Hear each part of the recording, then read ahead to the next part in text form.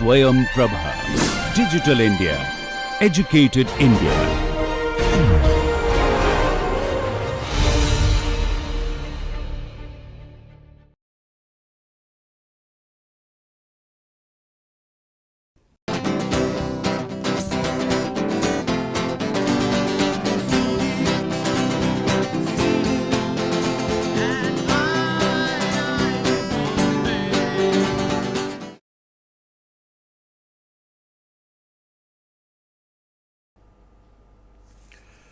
So far, we have considered heat and mass transfer from a wall essentially in forced convection situations. The purpose of today's lecture is to consider heat and mass transfer from a wall under natural convection conditions. Natural convection is of importance both in practical equipments as well as in the environment, and therefore, a student of convective heat and mass transfer should also know something about natural convection heat transfer as well as mass transfer. So, the topics for today are, first of all, I will define the problem of natural convection past a vertical wall. Then I will develop constant property laminar boundary layer solutions using similarity method, in which initially we shall assume that the vertical wall is at constant wall temperature and there is no suction or blowing, but then we shall allow for variation of wall temperature as well as allow for study the effect of suction and blowing. Likewise, we will also develop integral solutions of laminar boundary layers and also of turbulent boundary layers. And finally, we shall consider simultaneous heat and mass transfer in a natural convection boundary layer, because natural convection can arise both due to temperature differences between the wall and the surroundings as well as concentration differences between the wall and the surroundings. These differences set up forces which are opposed by gravity, and therefore, both buoyancy due to concentration difference and buoyancy due to temperature difference is of importance. So, let us go to the problem definition. So, as I have shown here, consider a vertical wall or a vertical plate which is at constant wall temperature T w, and let us for the time being suppose that T w is greater than T infinity, where T infinity is the temperature of the stagnant surroundings.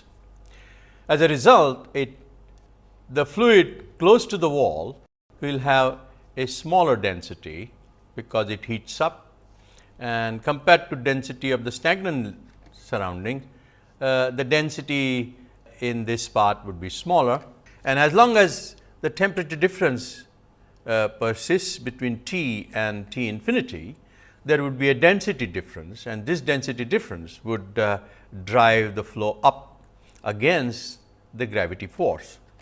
The density difference sets up an upward flow. So, the flow would come in here, and at x equal to 0, there would be 0 boundary layer thickness, but as one moves up, the boundary layer would grow, of course, assuming a velocity profile which is something of this type. Notice the difference between a forced convection boundary layer and a natural convection boundary layer. In both, the velocity is 0, of course, at the wall, but in natural convection boundary layers, the velocity peaks somewhere between the edge of the layer and the wall, and the velocity again falls down to 0 at the edge of the boundary layer. And that is because there are no longer any temperature differences beyond that point, and therefore, there is no driving force for the velocity, and the velocity assumes the value of the stagnant surroundings, which is 0. If, however, T w was less than T infinity, then natural convection would be as I am showing here now. The natural convection flow will be like that, and the velocity profile would be like so, and the temperature profile would go something like that, T w being less than T infinity. And then we would measure x equal to 0 here and downwards. So, this is the negative buoyancy, if you like,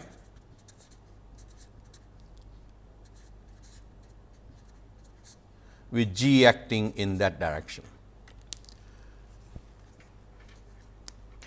The boundary layers thus develop are laminar to begin with, but beyond a certain length the boundary layer becomes unstable and turns turbulent. So, there is actually a transition somewhere and then the boundary layer becomes turbulent. So, to begin with, let us consider only the laminar boundary layer.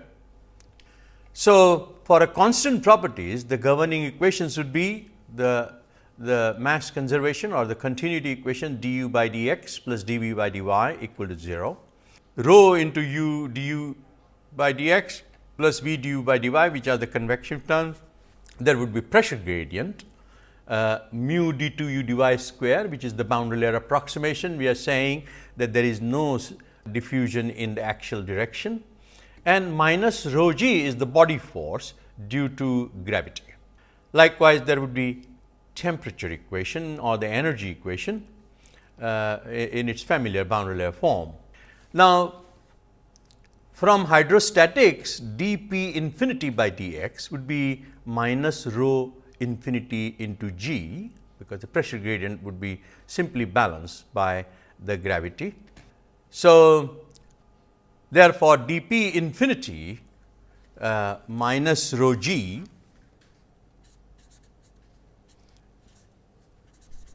will become equal to, this should be minus dp infinity by dx minus rho g, and therefore, this will become rho infinity minus rho into g.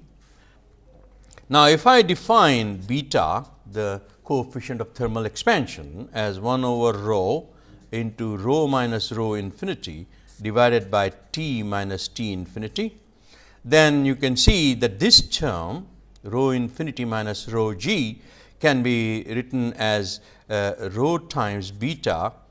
This will becomes rho times beta g T minus T infinity, and that is what I have written here. So, notice the small error here, that the pressure gradient should be minus dp infinity by dx. So, if I define beta equal to minus 1 over rho minus rho infinity over T minus T infinity, then these two terms would transform to g beta and divide through by density.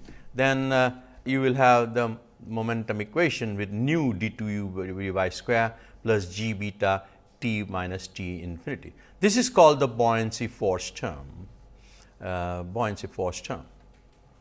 So, our equations now are the continuity equation, the energy equation and the momentum equation with this, and you can see there is a clear coupling between energy equation and the momentum equation through the buoyancy term.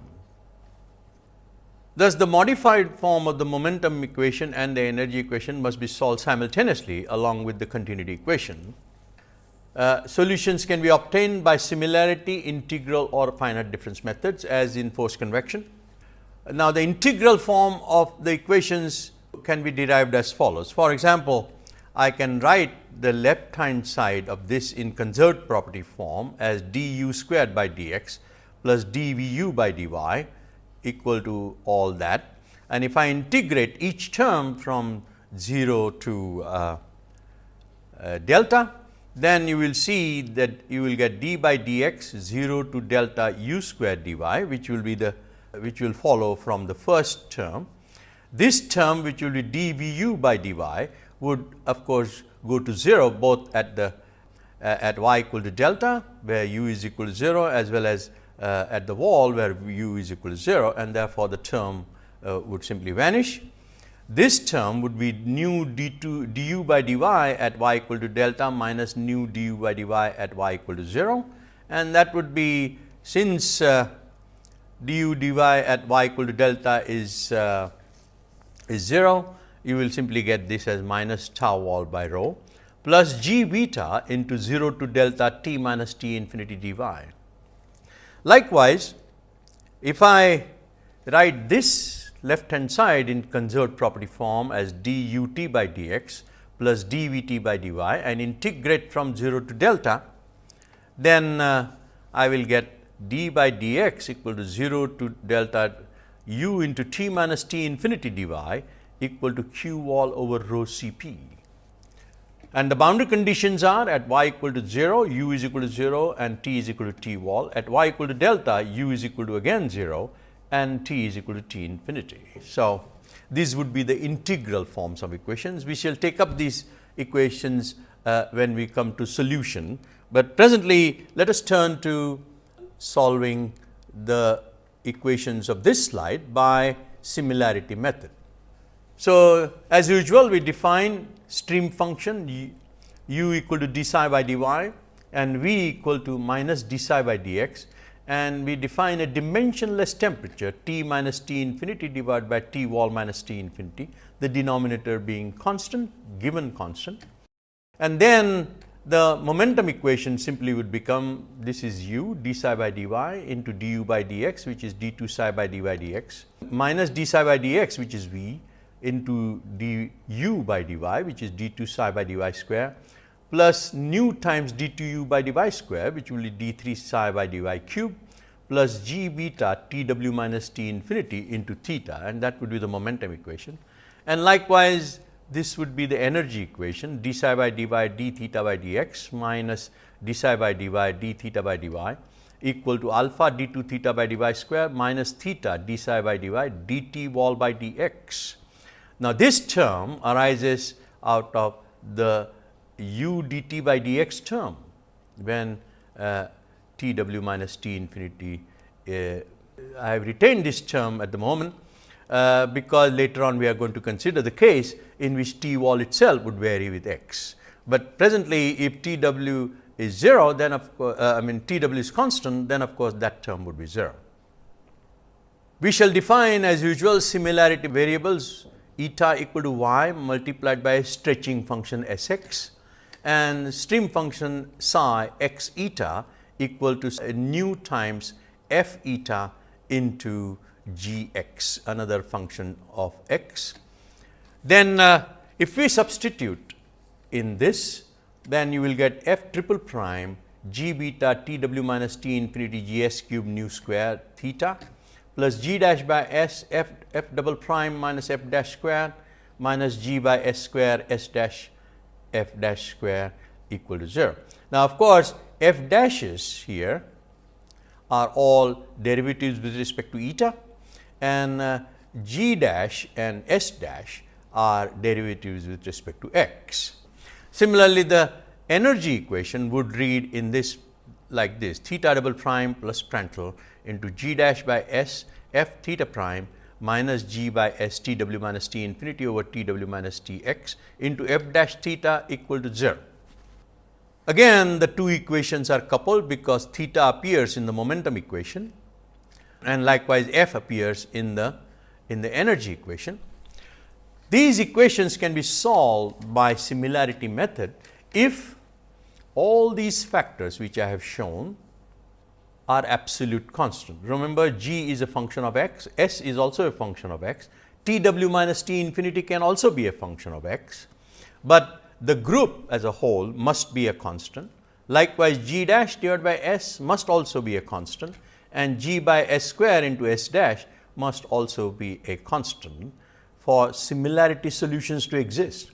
Likewise, g by s t wall minus t infinity dtw by dx must also be an absolute constant.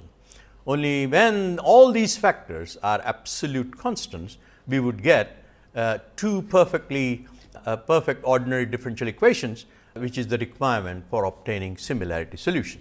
So, let us see what do these conditions of constancy imply, which would give us the s as a function of x as well as g as a function of x.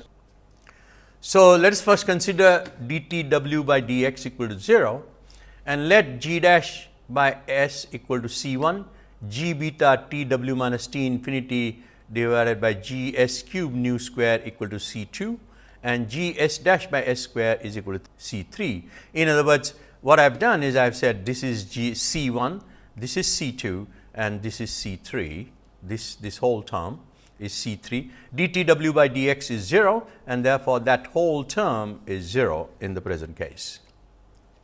Now, combining expressions for c 1 and c 2 gives that g x should be proportional to x raised to 3 by 4, and s x should be proportional to x raised to minus 1 by 4. So, therefore, if we set quite arbitrarily c 3 equal to minus 1, then it would follow that c 1 equal to 3 and c 2 equal to 1. Now, there is a little algebra here of about 1 page to show all this, and hence g function would be 4 times Grashof number based on x divided by 4 raised to a quarter, and s will be again Grashof number divided by 4 raised to a quarter divided by x, where the Grashof number, as you know, is defined in this fashion: g beta t w minus t infinity x cube nu square. Remember, here t w minus t infinity is constant, and then the momentum equation would read as f triple prime plus theta plus 3 f f double prime minus 2 f dash square equal to 0, theta double prime plus 3 Prandtl f theta dash equal to 0. This will be the energy equation, and the boundary conditions would be f 0 equal to f dash 0, which is the velocity, f dash 0 is velocity, f dash infinity would be 0. So, all these are zeros, and f 0 equal to 0 implies that the v at the wall is also 0, and the boundary conditions of theta would be, from its definition, theta 0 would be 1 and theta infinity equal to 0. The similarity variable eta, which was y into s x, would be y divided by x, as you can see here, into Grashof x divided by 4 raised to 1 by 4, and f dash will give us the velocity u x divided by nu divided by 2 root g r x. Now, how are these equations to be solved? One can, these are coupled equations, mind you, so they have to be solved simultaneously. Now, of course, like in forced convection, we solve equations of this type by what was called shooting method, but it turns out to be a little bit unstable when we consider natural convection, and therefore, unlike in forced convection, the equations are best solved by finite difference method using what is called as a tridiagonal matrix algorithm, which you must have studied in your numerical analysis class. So, very simply, what one does is that the momentum equation, which is f triple prime plus 3 f f double prime minus 2 f dash square plus theta equal to 0. So, I can write this as d f double prime by d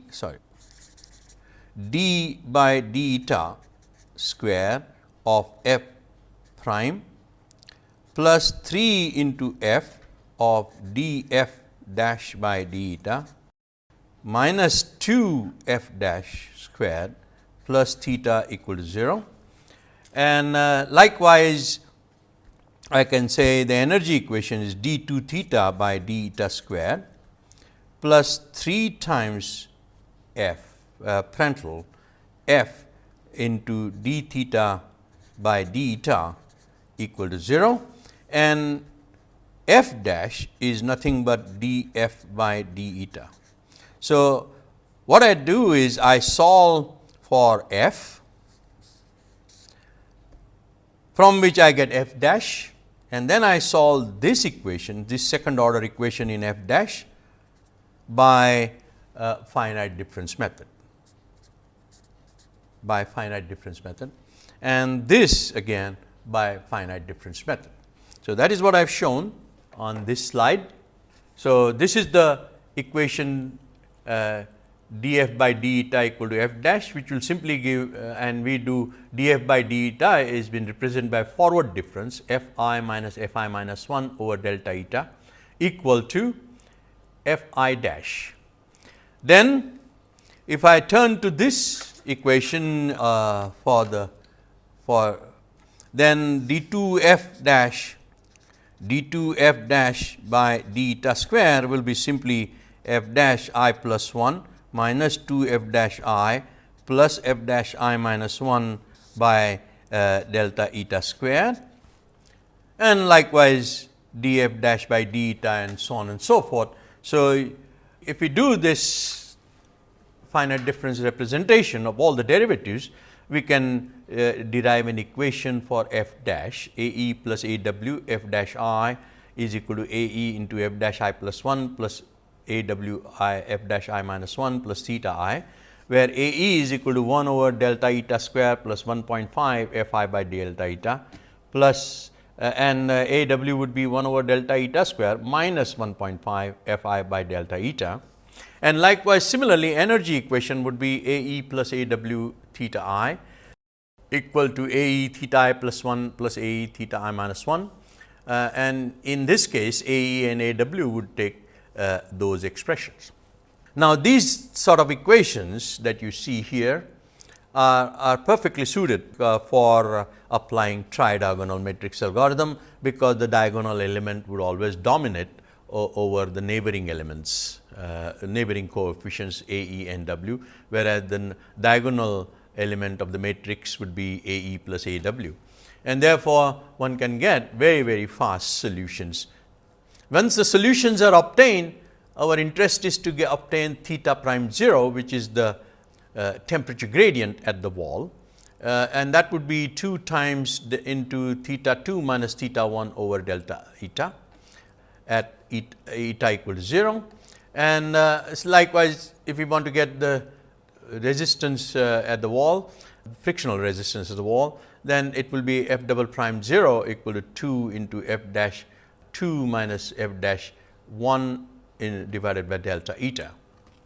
Now, the Nusselt number of course is q wall divided by t wall minus t infinity x by k, the usual definition, and the q wall over t w minus t infinity will be simply minus theta prime 0 Grashof x by 4 raised to a quarter.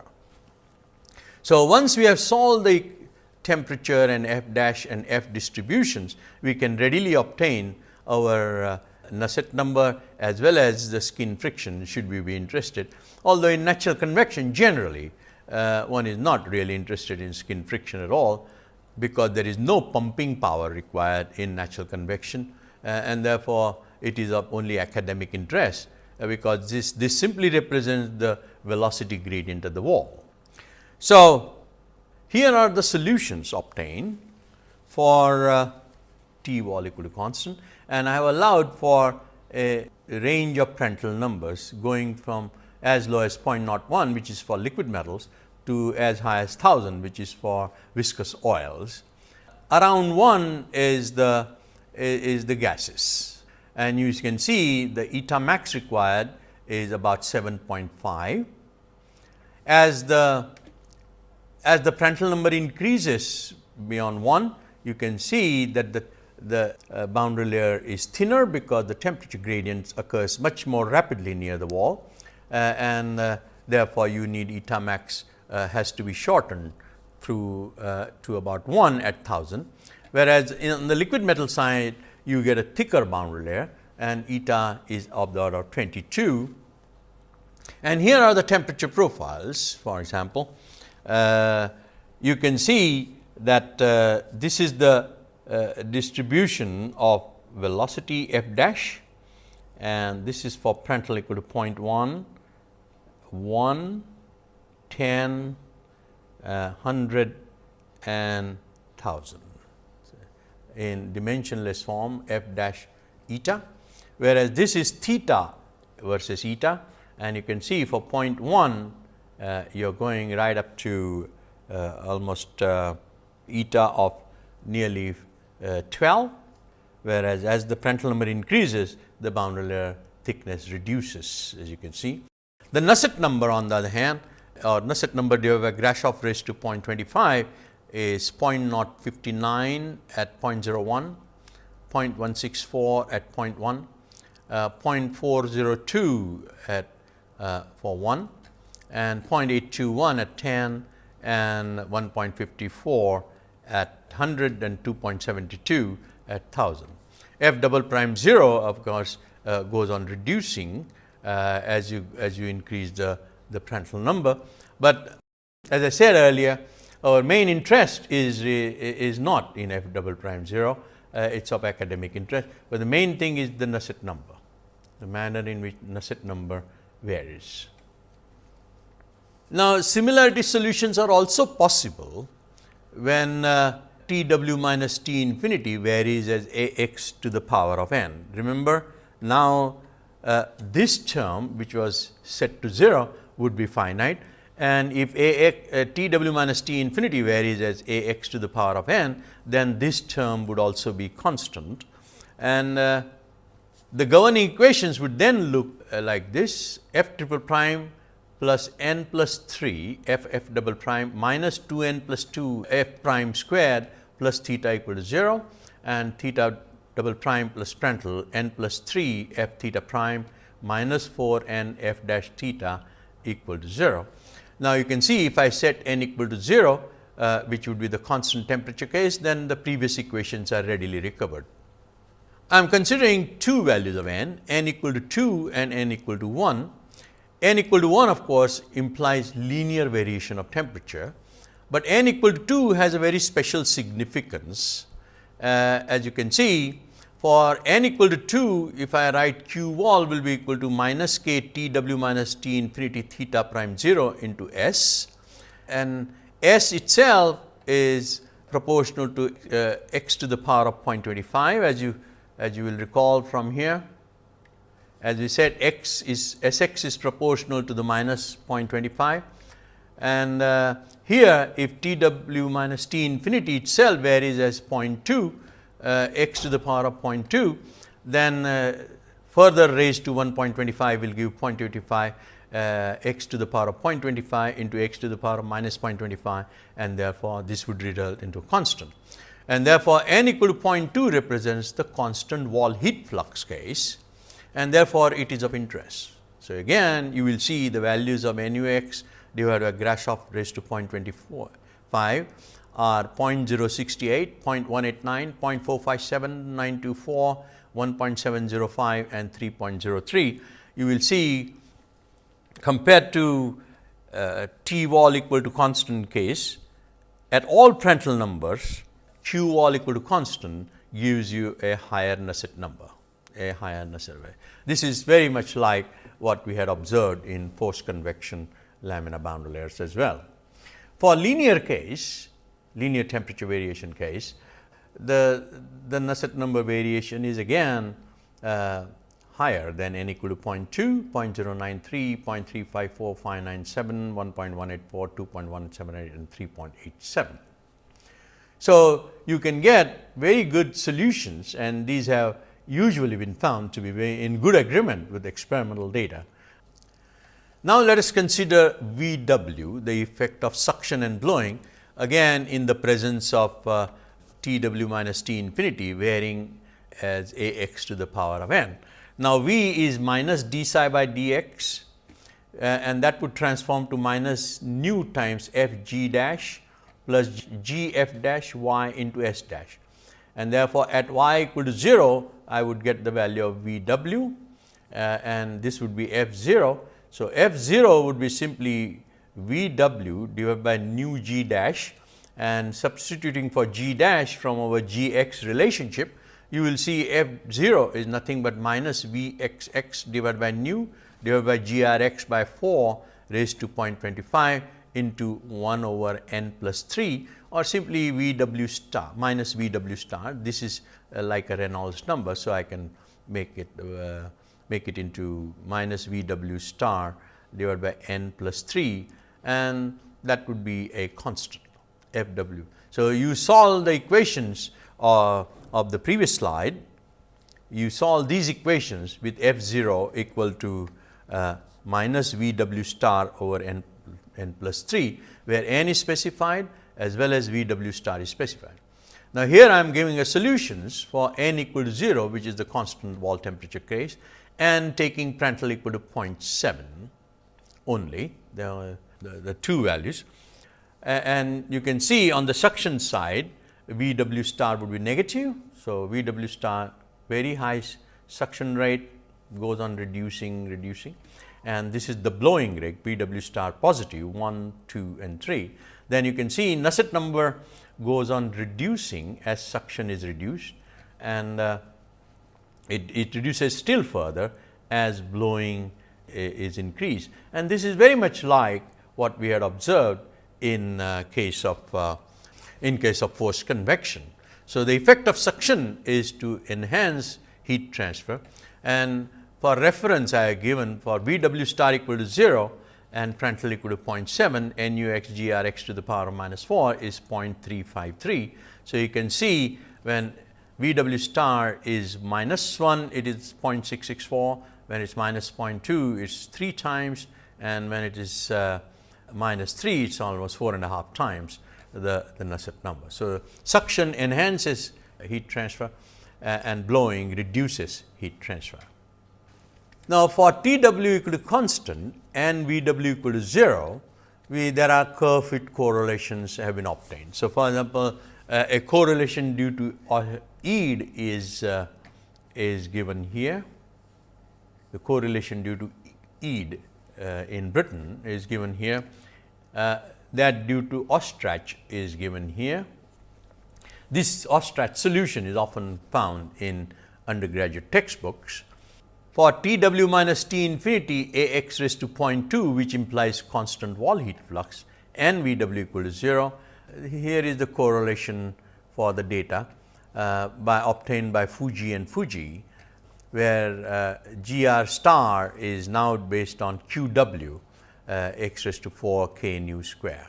So, these are simply for your reference that solutions presented on the previous slides can be correlated in terms of functions of Prandtl number.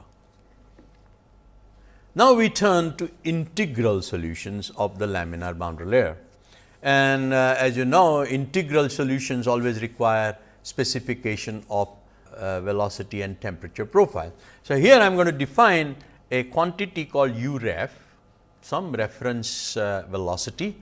I do not know what it is, we shall find out in a moment what that is.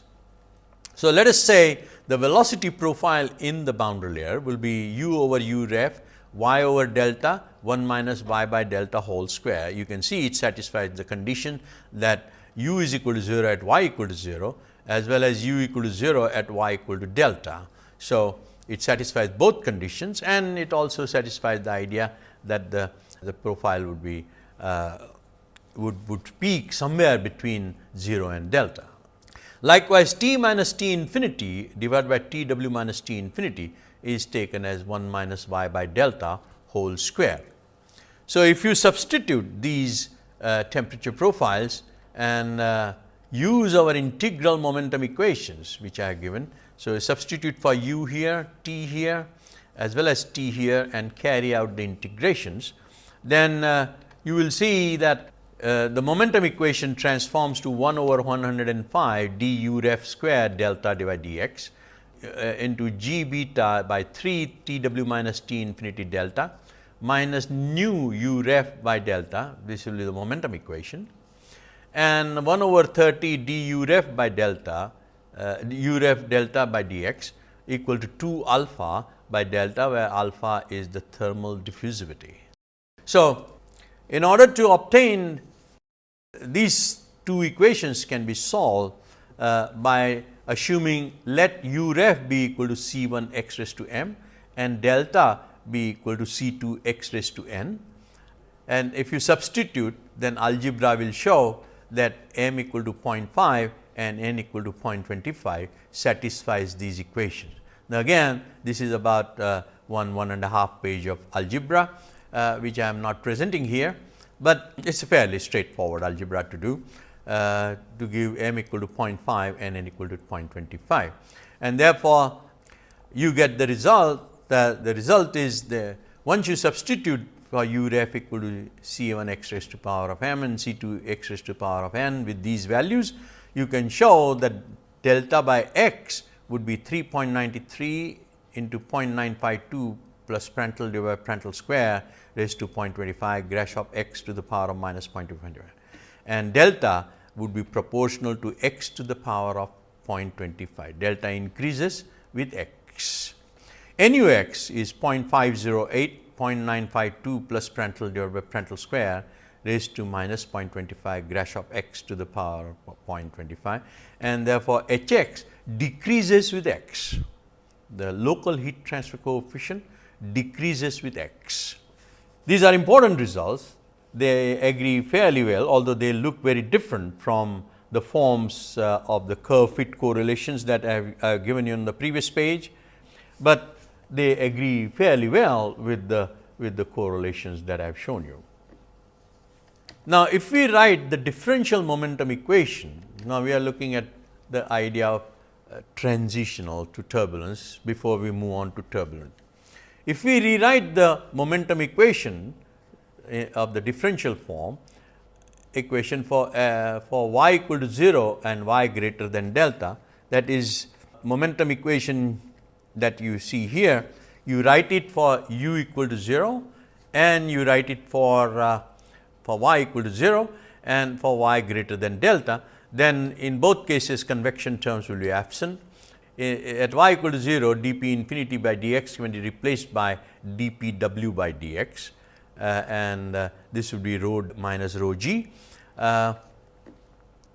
So, you will get then u ref du ref by dx would be equal to minus rho u infinity minus rho w divided by rho into g, and that would be equal to g beta T w minus T infinity. So, u ref essentially is nothing but, remember this u ref into du ref by dx will be du ref squared by dx divided by 1 by 2, and therefore, u will be equal to u ref would be simply equal to under root of g beta T w minus T infinity x.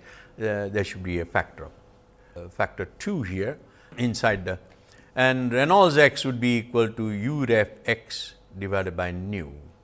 So, correspondingly from this u ref I can imagine a Reynolds number, although it is not usually defined, and that would equal Grashof x to the power of half. So, essentially if we say that the Reynolds number of 10 raised to 5 or so represents transitional, then Grashof number of 10 raised to 10 should be roughly give you the transition criterion. Now, generally the transition occurs at 10 raised to 9 to 10 raised to 10 Grashof numbers in that range. For gaseous and organic liquids, the lower range is found, and for Prandtl number greater than 1, that is viscous fluids, the transition occurs little bit later. So, in practical work, we define a Rayleigh number which is Grashof into Prandtl, and usually when Rayleigh number assumes a value of 10 raised to 9, we say transition has occurred. So, this is taken as the transitional criterion. To solve the temperature boundary layer then, again we need velocity profiles, and this slide shows what the velocity profiles in turbulent boundary layer are. U over u ref equal to y by delta 1 raised to 1 by 7 into 1 minus y by delta raised to 4. Again u is equal to 0 at y equal to 0 and u is equal to 0 at y equal to delta, and T minus T infinity over T w minus T infinity is equal to 1 minus y by delta raised to 1 by 7.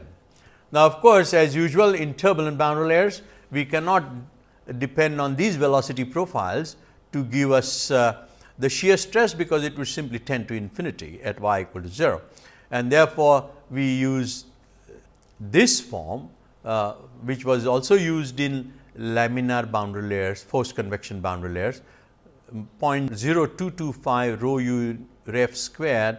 Instead of u infinity, we are now replacing by u ref delta by nu raised to minus 0.25, and Stanton x likewise is 0.0225 u ref delta by nu minus 0.25 Prandtl raised to minus 2 by 3.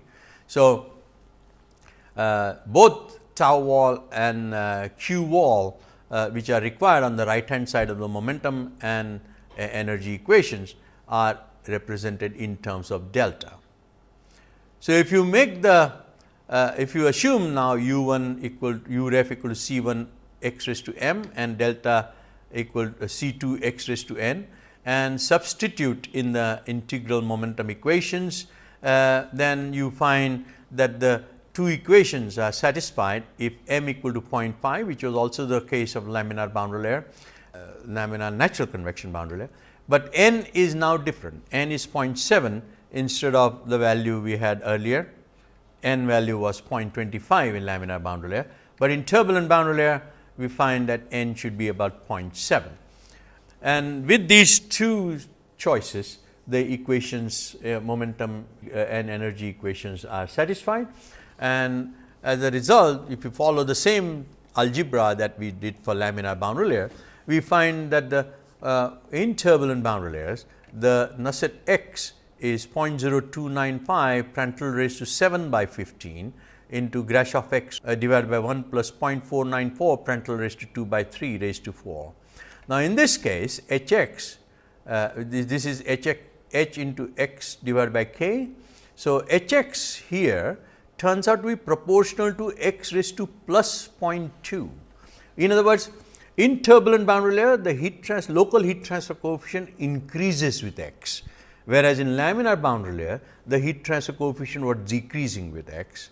Now, this is a very special feature of turbulent boundary layers, natural convection turbulent boundary layers, that the local heat transfer coefficient actually increases with x, as shown here. So, we note this difference and that is of considerable importance. Now, for the entire range of Rayleigh numbers and for T w constant and V w equal to 0, the currently accepted correlations is like this.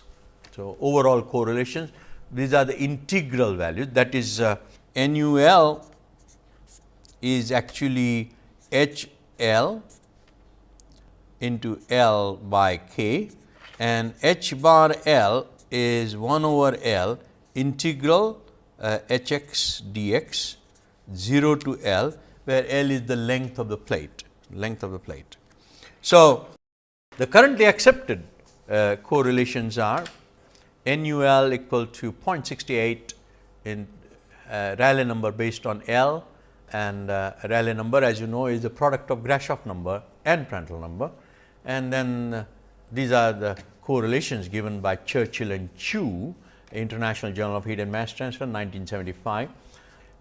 For the lower range of Reynolds number, this would be the laminar range. As we said, transition occurs at around 10 raised to 9, and this would be if the turbulent range is obtained, that is if the plate Grashof number was 10 raised to 9 and above, then we would use that correlation. So, correlations for natural convection from other geometries such as inclined or horizontal plates, cylinders, cavities, etc. are readily available, and you might have already used them in your undergraduate work. I am giving here one reference, Incropera and Jewett, Fundamentals of Heat and Mass Transfer, John Wiley in 1996, which gives a number of correlations for natural convection in different situations. Now, we turn to the case of simultaneous heat and mass transfer. That is, we are assuming that T w, say this is T w and there is omega V w is greater than or less than omega V infinity, and T w is greater than or less than T infinity. So, main driving forces are beta times T w minus T infinity, which I will call beta T if you like, or simply beta T, which is thermal cubical expansion, but we can also define beta star for mass transfer into omega V w minus omega V infinity. So, the definition of beta and beta star is very parallel to each other. So, again we can show that similarity solutions are possible if T w minus T infinity varies as a x to the power of n, and also delta v, delta omega v, which is omega v w minus omega v infinity in equal to a x to the power of n, both should vary as x to the power of n, then similarity solutions are possible, and you get the momentum equation as f triple prime n plus 3 f f double prime minus 2 n plus 2 f f dash square plus theta plus the buoyancy also due to the concentration difference, and the energy equation would read like that, and the species transfer, the omega v equation would read in this fashion. I have defined phi as omega v minus omega v infinity divided by delta omega v w minus omega v infinity.